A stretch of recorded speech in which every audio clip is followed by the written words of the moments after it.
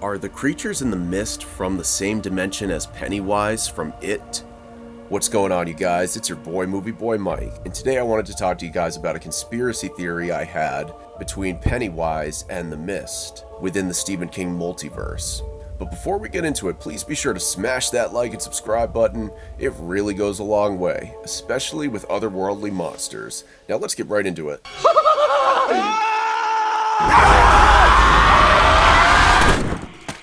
To understand where I'm coming from with this conspiracy theory, you have to first understand that Pennywise is an alien, and that's putting it lightly. He's actually an interdimensional demon entity that feeds off of people's fear. So my theory is the Arrowhead Project from the Mist opened a door to where Pennywise is from, the Macroverse, a dimension between space and time just outside of Earth, where Pennywise, Matoran the Turtle, the Crimson King, and so many others throughout the Stephen King multiverse. You notice the creatures from the Mist are fragments of what Pennywise ultimately looks like, which is a giant alien-like spider. You don't really get to see much of Pennywise's spider form in the newest adaptations of It Chapter 1 and 2. However, in the novel It, we find out that Pennywise's true form is not of his choosing, as that is the shape it undeniably has to take. So when it comes to the Mist, the military unleashes something they don't understand, the Arrowhead Project, where they tried to build a window between our dimension and quite possibly the Macroverse, where Pennywise is from. David, Mr. Norton, and the others in the supermarket are under attack from giant, otherworldly, spider-like monsters as well.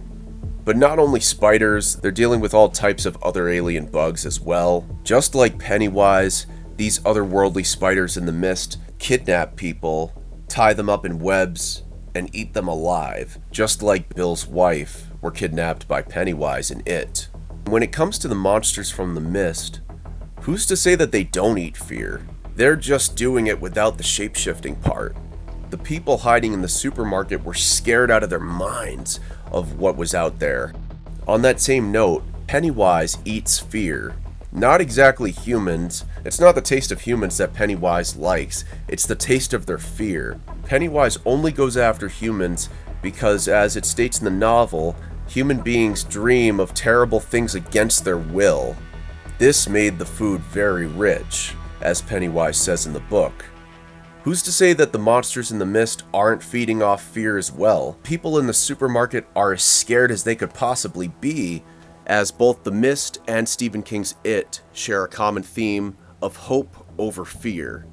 At the end, David giving up hope right before his salvation when the military shows up and reassures him that they're taking back the world. The Losers Club, believing in themselves and in their friendship, successfully won.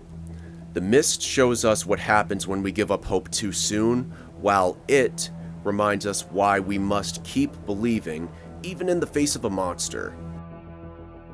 Throughout the Dark Tower series by Stephen King, we find out that there's a large segment of different worlds out there in the Stephen King multiverse, and we find out that a lot of these portals happen to have leaks, and oftentimes a creature can slip through a crack in the portals. We see this in the Dark Tower movie from 2017, where a couple of monsters slip through the cracks of the portal, entering Ronan the Gunslinger's world. Throughout Stephen King's multiverse, you will oftentimes find other characters from other novels he's published. Long story short, the Stephen King multiverse, as big as it sounds, it's actually pretty small. But back to the ultimate theory. Since a large portion of the creatures in the mist happen to be spiders, who's to say that these spiders are not Pennywise's people? They might not be as smart as him. Keep in mind, Pennywise has been on Earth for hundreds of years, studying humans, learning how they behave, so on and so forth, learning how to blend in. My theory is these spiders, unlike Pennywise, don't understand the whole layout and politics of Earth quite yet. I'm not saying all of these creatures from the mist are from Pennywise's universe, but I truly do believe that the spiders, more likely than not, are from the Macroverse. But how did this happen? I thought that there were other dimensions, other worlds all around us, and how they wanted to try and make a window You know, so they could look through and see what's on the other side. Well, maybe your window turned out to be a door, didn't it? Not mine, those scientists! But that did not exactly work out so well.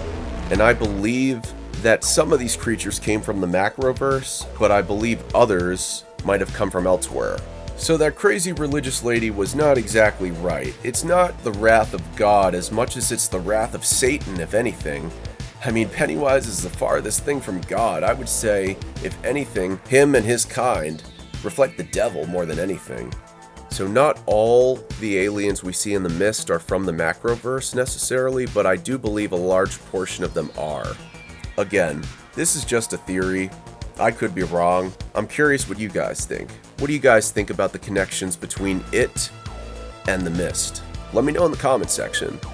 Anyways, thank you guys so much for watching this video. It's always a pleasure. If you guys like what you see, hit that like and subscribe button for more. I will catch you guys next time. Was that Movie Boy Mike? Oh boy, I think that was Movie Boy.